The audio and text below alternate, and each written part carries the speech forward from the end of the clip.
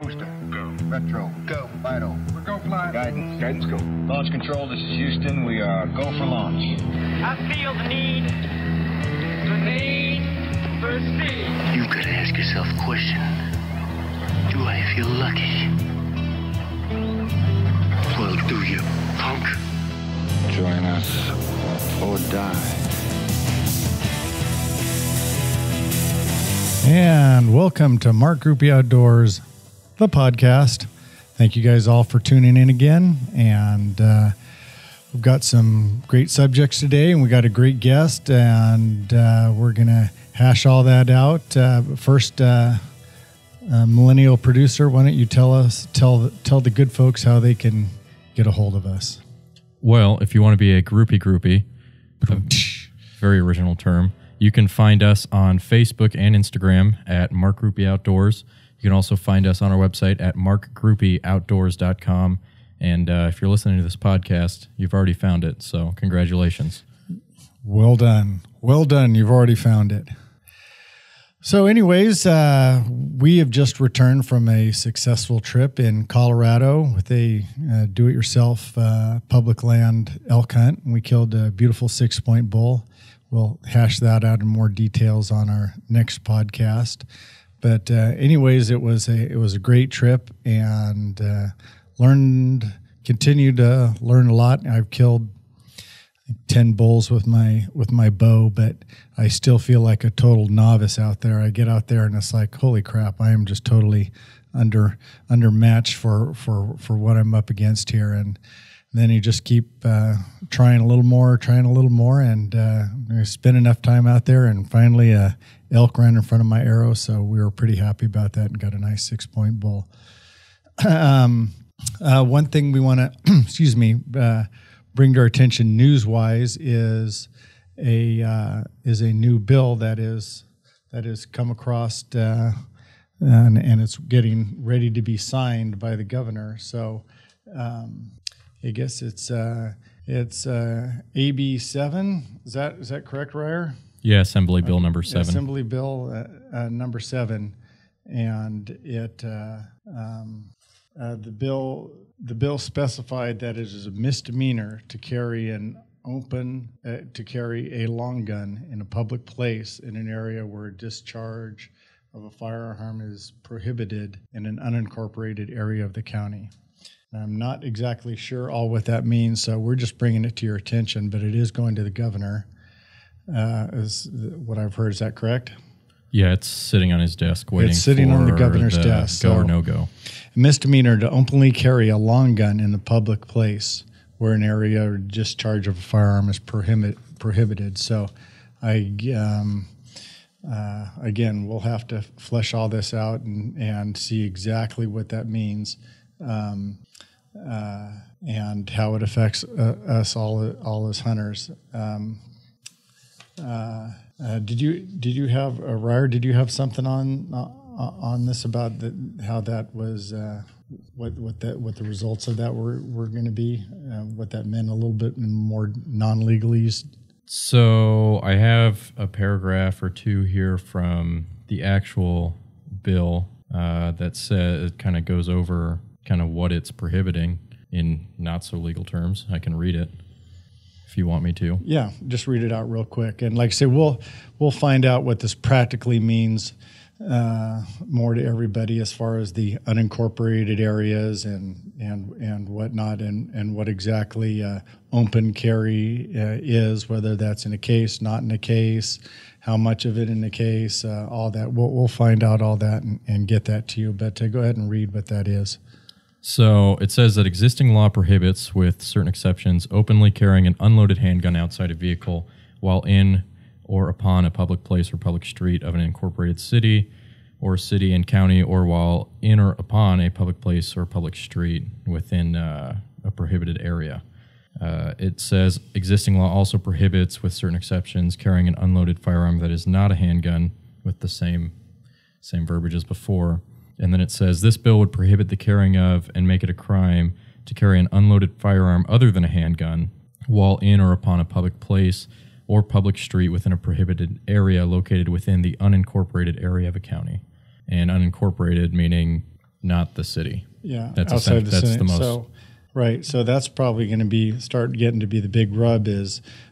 So now you're out in a county, maybe you're going off to your hunting place or something like that, and your gun's, not in a case, but you're not in the city, and all of a sudden you get pulled over for speeding, and you've got a gun sitting there, and you could be liable for a misdemeanor. So we'll find out a little bit more about that, and we will let you all know how that affects you. There is verbiage in this bill that does specify that it is a misdemeanor whether or not that gun is on your person or not on your person within a vehicle. So that would certainly apply to what you were just talking about it being in your vehicle. It doesn't necessarily have to be on your person for it to be a misdemeanor, according to this. Well, for a long gun, right, that would be it's kind of hard to have a long gun on your person as you're driving around anyways. I guess you could have it over your lap if you're redneck enough. They're not always logical about the things they prohibit. So anyways, it is fall, it is hunting season, and people are off doing lots of new, different, great adventures, and I'm seeing lots of great postings on social media of people shooting elk and deer and coyotes and pigs. Well, our guest today is Brett Marciasini, and he has just returned from a goat/caribou/bear hunt in where were you, Brett? British Columbia. In British Columbia, and so he's gonna talk to us and tell us a little bit about his trip. Welcome to the podcast, Brett. Thanks for having me, Mark. Appreciate it. So, one of the first things that comes to my mind is the physical requirements that it takes to do a hunt like this. And I know you do CrossFit and conditioning is a big part of your life. Did you go there in good enough shape? Oh, man, I'm 37 years old, thought I was in the best shape of my life, and it kicked my butt. The first day, straight up a mountain, like the first afternoon, and what was crazy was my guide, he's like 22 years old, hasn't been to the gym in 10 years, and he's just running up this thing. And here I'm pulling myself up, and it's taking an hour to get up this climb. And parts of it were so vertical, it was like you're just looking down. You're like, oh, if I slip, I'm going 30 feet, nonstop. And so, to answer your question, I'll probably say the CrossFit really, really helped to get me to be able to get up that. But I definitely wasn't maneuvering as fast as I thought I would up there. Yeah, well, it's pretty tough keeping up with a 22-year-old who lives in that country. Anyways, I have found that out elk hunting with guides that have lived in that country, and no matter how far and how fast I ran and how much I pretended to put on a pack and lug it around and get in shape, when it comes time to humping up and down those hills, you get a 20-something, 30-something-year-old a kid who lives in those mountains, and even when they have a loaded pack on, they're a force to be reckoned with. Oh yeah, on the way out, he was carrying 80 pounds on his pack, and he was way ahead of me. Just moving at speeds I couldn't even clip on. So it was pretty cool. Pretty cool to see that. Yeah, my wife shot a bear in Idaho, and it rolled down into the bottom of this the big shale pile and everything, and got down there, and the guide kid gutted it out. Same thing as 30-year-old guy. He might have been late 20s at the time, and he basically did what this bear weighed after it was dressed out, 180 pounds or something like that. He basically did the 180-pound bear snatch and put it over his shoulders, and was up out of that shale slide before my wife couldn't even get her footing walking out of there. And it is pretty amazing what the guys that live in this country do. It really is. So we'll get to your harvest in a minute, but I want to talk to you about some equipment and stuff like that makes a difference. Yeah, footwear. What'd you wear? About some Kinatrek Mountain Extreme boots. Okay. I'd been kind of looking at those for years. Just didn't want to. The price tag on them was pretty high, and so I did some reviews and really liked them when I put them on in the store, and they were excellent. The only thing I wish I wouldn't have done was buy the insulated ones. I was kind of expecting colder weather, but we got kind of stuck with about 7 really warm days, and that was kind of miserable on the feet. But overall, they were comfortable going up the rocks. And okay, Well, that's good to know. And then insulation, because I wear the Kindertrek Mountain Extremes also, and I've got to buy a new pair. I've got about 5 years on mine, and I've had them resold and everything, but they're getting pretty hammered. But I was that same choice of, all right, insulated, non-insulated, and I think I'm going to stay with that. I was wanting someone's opinion about that. And if you were in goat country and not and insulated was too much, I think definitely for a fall elk hunt, non-insulated, huh? Definitely non-insulated for sure. Yeah, I was up there we were glassing, boots were going off, and just airing out up there. It was so warm inside there, and wearing thinner socks than I probably should have too, just to combat that as well. Yeah. One thing I noticed, although they're certainly not light by any standards, my feet always, because of the protection and support they provided, my feet always feel so darn good at the end of the day, even hot or not. But the support and protection you get, I think, far outweighs the extra weight they have over of a lightweight boot or something. Oh, definitely. I've really loose ankles. I can turn them real easy. There were probably 4 times where I slipped, and it's like, if I didn't have these boots on, my ankle was done. Hunt was over probably. I was slipping a lot up there in that loose rock and boulder piles and everything. So, did you carry some of the goat out when you guys were out, or did the guides handle it all? Most of the guides handled it. Okay. We actually had 2 guides with me, so they just one guy threw the hide in his pack, the other guy threw the meat, and I just carried all our stuff that we had for the day. So. How much was your pack? Did it weigh on average on your daily basis? It was probably in the 20 to 30 pound range, and that was without the spotting scope in it. One of the guides was really nice and decided to carry my scope for me after a while, so that was nice. When I had my rifle in the pack though too, that added a lot of extra weight. So I kind of generally started carrying that in my arms. It seemed easier that way. Yeah. So what was your biggest species priority you were after on that hunt?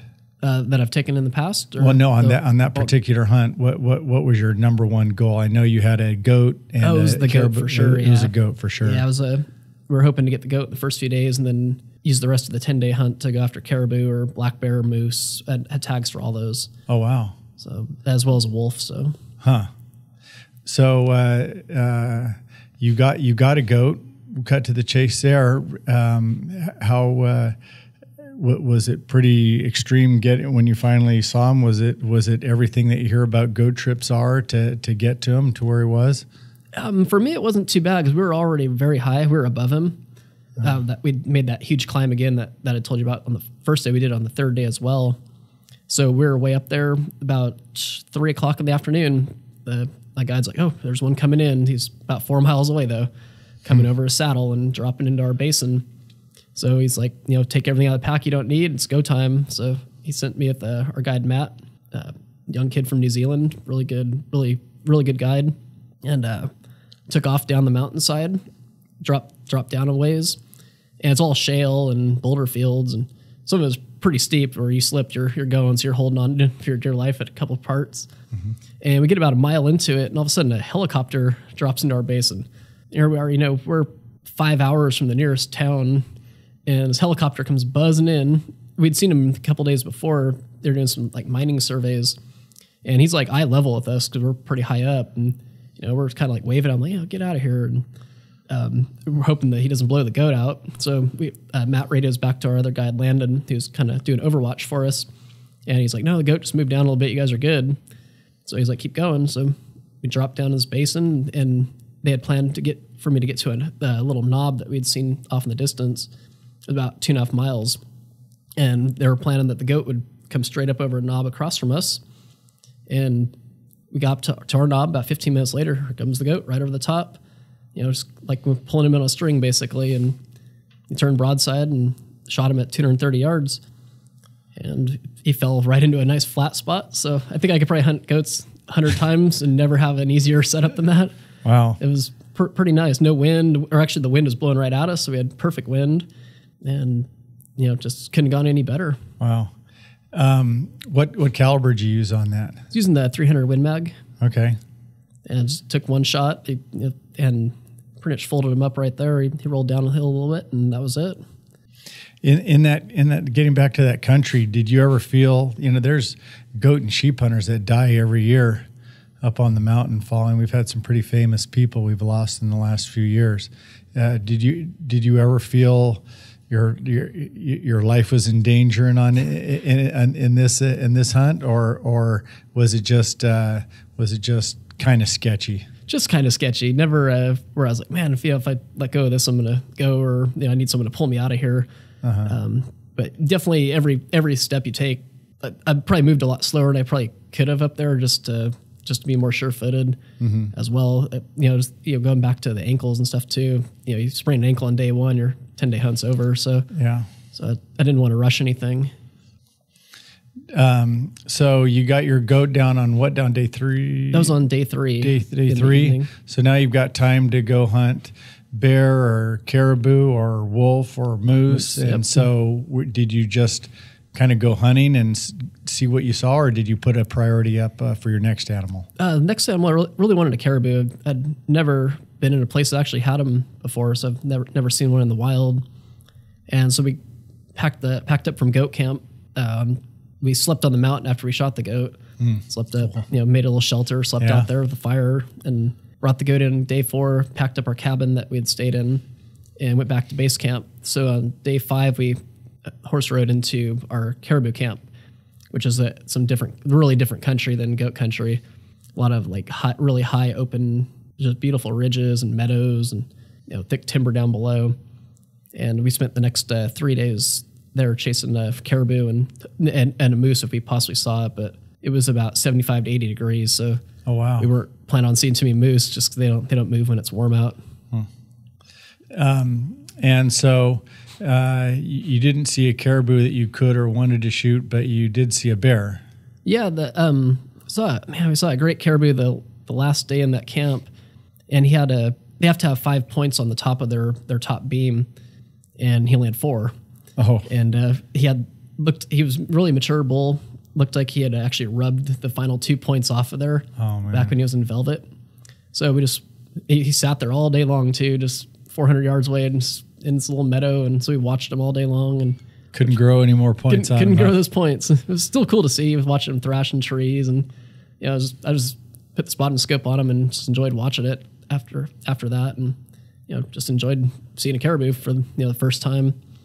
Yeah, from what I hear about this caribou, you can be into them, but if you're not into them, there might not be a caribou for... You might not see one for a while. There might not be one for 200 miles around or something. I mean, they kind of... How they move and... Yeah, we actually saw four bulls in 3 days. The other 3 were a lot smaller. They were a lot shorter, and their points... or on their beams are a lot shorter, and they only had 2 points on the top. So we're actually seeing a lot of game, even though it was pretty warm. We had a bright full moon every night. What subspecies of caribou were these? These are the mountain caribou. These are the mountain caribou. So that's one of the harder ones to get. Yeah, they don't herd up as big as the stuff way up north. I gotcha. So you saw a bear. When did you see a bear? So we left caribou camp on morning of day 9. My legs were kind of blown out, so I knew I couldn't really be climbing mountains too much anymore. So I was like, let's go out to the front country. We'll go back to base camp, and they have a lot of moose up there too. So we go to the river bottoms, look for moose or look for bear. So on day 9, our guide Matt, he spots a really nice boar way up on top of this peak. But we could drive right to the base of the mountain, which was nice. But then you had to go straight up. So we started making our stalk on him, and get up there, it starts raining, the clouds come in, can't see him anymore. And it's about 7:30, it's getting dark already. And the clouds blow out, and we can see him just feeding up over the top. We're like, we're not going to get there before dark. He's still, a quarter mile away at least. And it's straight up. So we go back there the next morning, same place, and spot a different bear lower on the mountain. That was a perfect spot.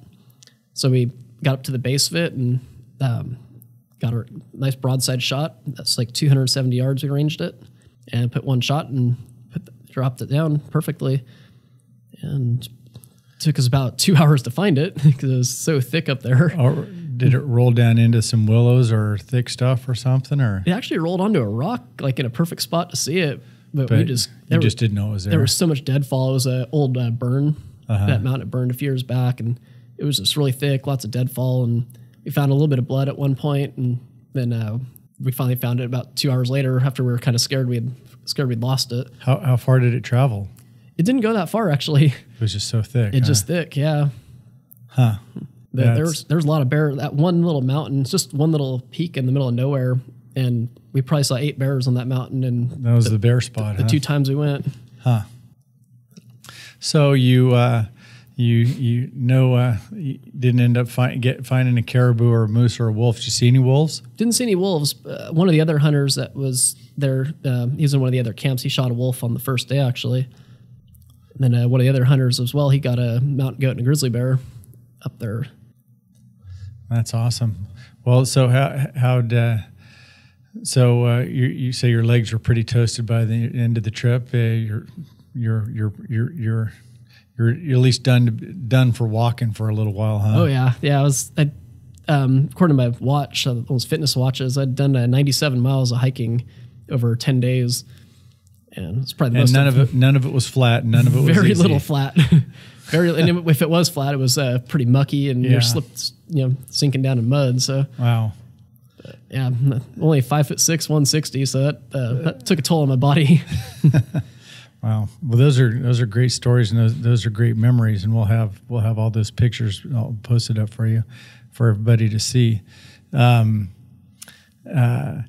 You got plans on going back, or do you get now? You've scratched a mountain goat off your list, and a bear, at least in that country. Are you gonna try to do a moose or a wolf or a caribou in the future, or I'd like to. Or did that break you? No, it didn't break me. I'm at least back in the gym and ready to. Love to do a doll sheep someday. In Alaska. It's probably 3-4 years away. I think the next big one I really want to do. I've had an obsession with the Arctic. I'd love to go for a muskox hunt. Oh man, that's kind of what I want to do in maybe spring or fall of 2019. I'll probably take a year off next year. Maybe just, do something local. Let the pocketbook recover a little bit. Definitely need to do that. Yeah, well, that's great.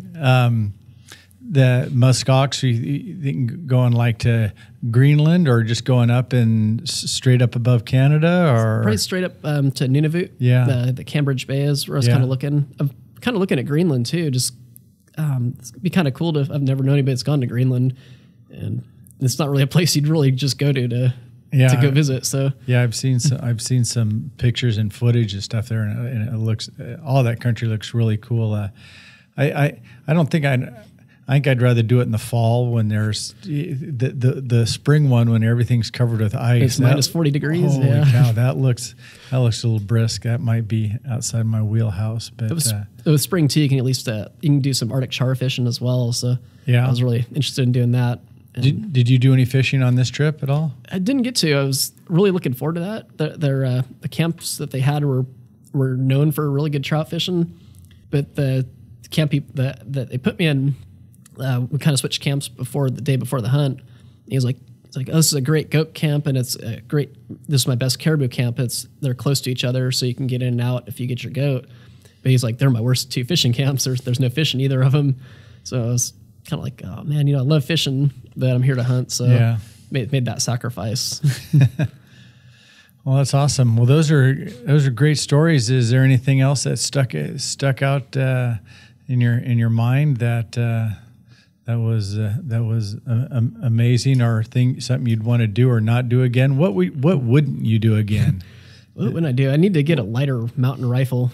Okay. My rifle's really heavy. I got a huge scope on it, and I think it probably weighs about 15 pounds between the two. Wow. So I'd definitely like to get a lighter rifle for those types of hunts. Okay. And like I said, the non-insulated boots would be great. Okay. Probably go. The other problem too is I'd plan for more colder weather.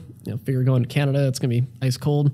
I was wearing all the merino wool, and that it was mostly just ripping that stuff off by the time you started hiking 100 yards. So it was so warm. So definitely need to find some more cool or warmer weather type hunting gear as well. I see. Throw in my pack. All right. So those are great. Those are good tips. I'm sure people. People are going to run across those questions, those concerns all the time.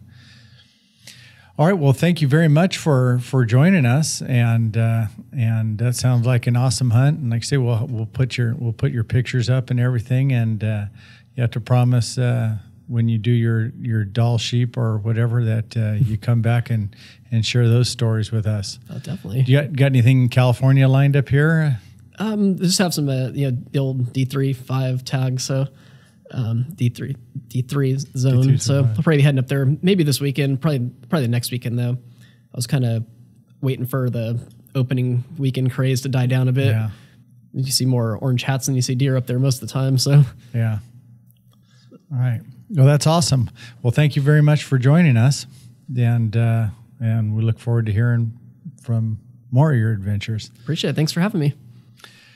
All right. Well, that was our guest today, Brett Marciasini, and again, he just returned from Canada, from the Northwest Territories, British Columbia. from British Columbia, and those that sounded like some great adventures. Shot a beautiful mountain goat and a beautiful bear. So, anyways, thank you all very much for tuning in. We had again, we'll get more information on this Assembly Bill 7 and find out exactly how it affects us as hunters and gun carriers and Second Amendment aficionados who are so worried about what's going on with us here and happening to us in California. Ryer, do you want to remind everybody, even though that they're already here, how they can find us again? One more time? You can find us on our Facebook and Instagram pages, which are Mark Grupe, Grupe Outdoors. We also have a YouTube channel, which is also Mark Grupe Outdoors.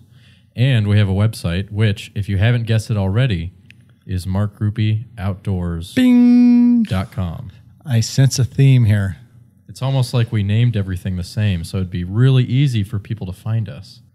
Well, there's no excuse for you then. No excuses. So anyways, next week, I think or in 2 weeks, we'll talk a little bit about elk hunt. Also, I have a special guest that I want to bring on. Her name is Marie Cogbo, and she came from Sierra Leone some years back when the Civil War was going back there, and she came to the United States.